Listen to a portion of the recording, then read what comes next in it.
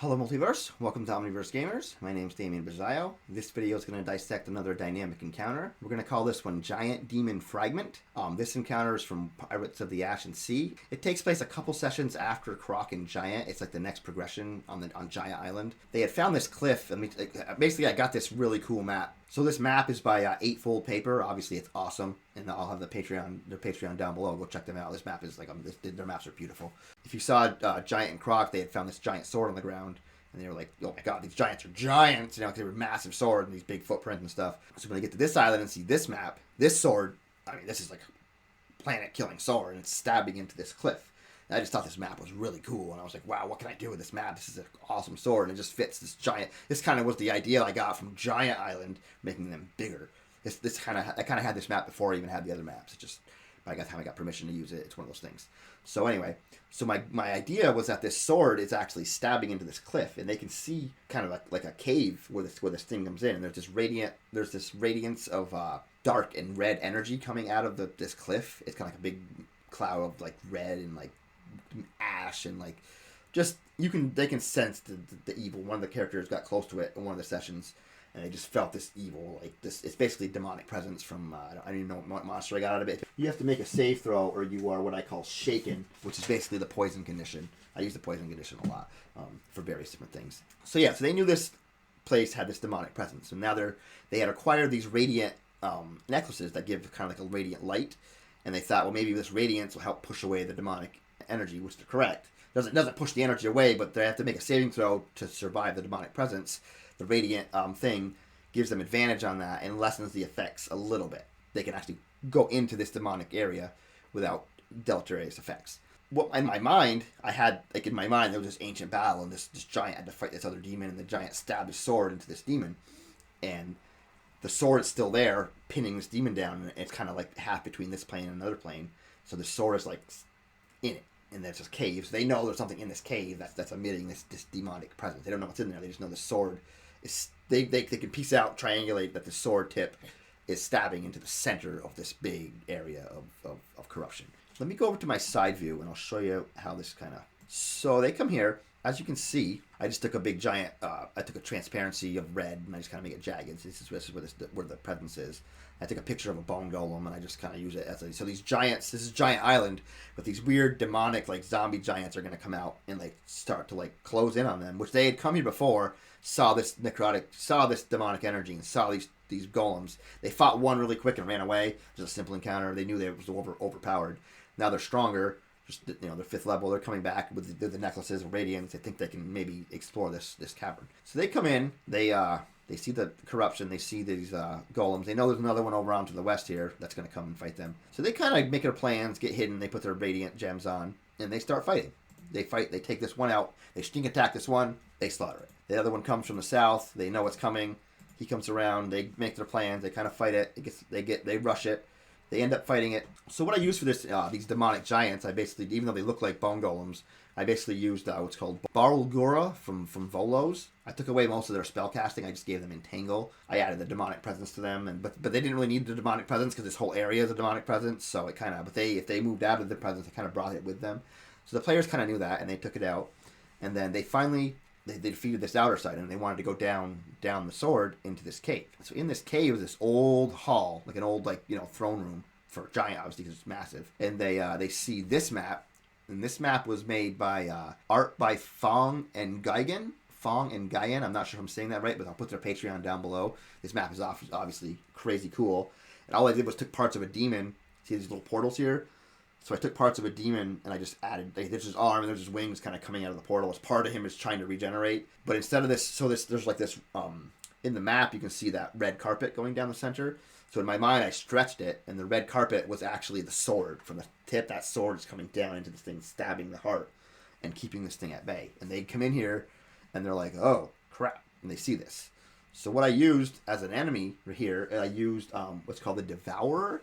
This from Volo's Guide to Monsters. It's just a Devourer, and I just made it colossal. And because they have what's called Imprisoned Soul, they can imprison you in a soul chamber if you fail your whiz save. They have a Soul Rend, which means they can drain your life. And then they have claw attacks and stuff like that if they got close enough. So what I did, as soon as they came in here, they were like, oh my god, and they started fighting this demon thing. So the first thing I do is I go to Tabaxi, I say roll a wisdom save, Tabaxi Rogue, which he fails. So he fails a saving throw. His mind gets pulled into this, he gets basically pulled into what I call a soul chamber. This demon sucks him into this other room. And I'll show you this map here. This map was made by matteubert, or Matt Hubert. I'm not really sure how to say that, so please correct me on that. I'll put his Patreon, his Reddit down below. He's just a really cool little map that I use as part of this puzzle. So the rogue gets trapped in this map, in this little soul room. All the players see is that the Tabaxi rogue goes from his normal, noble, kind of huffy self to this slaggy, shoulder slumped. Basically, his mind is taken over by he's replaced by a zombie, basically, in his mind. His body is replaced with a zombie mind controlled by this devourer. And he starts attacking his allies. They're like, oh my god, what's this? And they realize that. And they get a little closer with they figure the radiant energy is helping them. And the radiant energy is helping them a lot because it's preventing them from taking these saving throws. It doesn't help them from their souls from being sucked in. So in this other room, as they're fighting this demon, the Tabaxi in the other room can hear them. They can't hear him, but he can hear them still fighting because it's kind of the connection. He's in this little room with this big, massive creature, which is basically looks like it's somewhere between a panther and a dog. And basically what it is, it's a retriever from Mordenkainen's. I took a retriever and I just kind of made it a little easier to handle because a retriever is like a 14th level creature.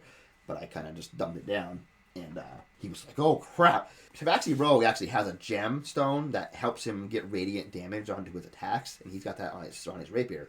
So he's already kind of emitting his own radiant energy. And as you can see these holes in the soul room, there's these little holes and there's little braziers that are empty. And as he's standing next to one, his radiant energy lights one on fire. And the monster kind of hisses. The little retriever dog in the soul room hisses.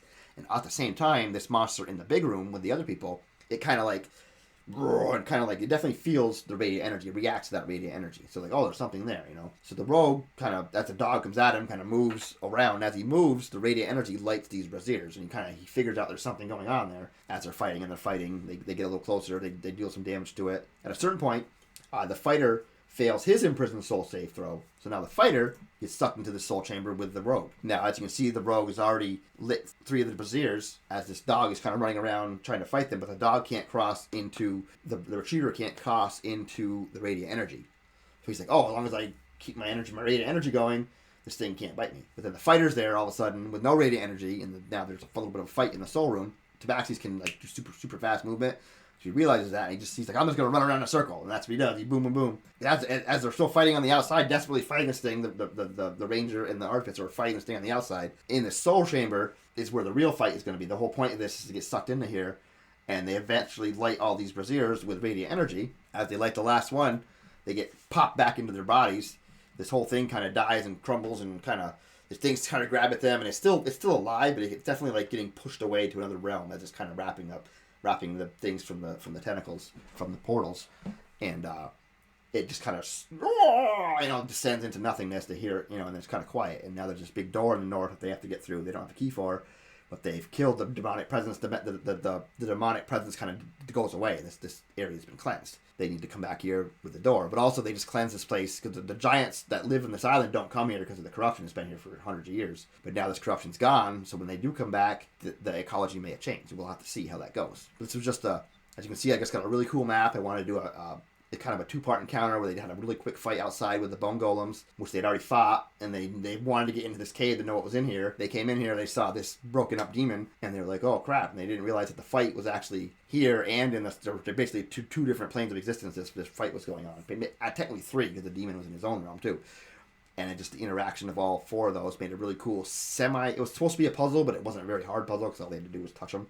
So it's just a way to split up the combatants, make them fight their allies, that they have to kill their own allies' bodies who were attacking them. They just kind of took it. The zombies were fighting weakly. They just kind of took the attack they didn't want to injure their friends' bodies. And it ended up working out. And it was a really cool, maybe total an hour counting both of them.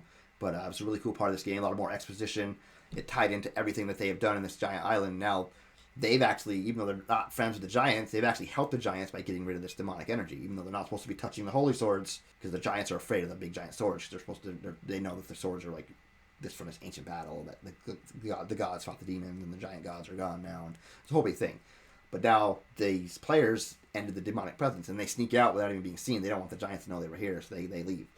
So yeah, that was just a really cool semi-puzzle, mostly just a two-part encounter that they can't really attack directly.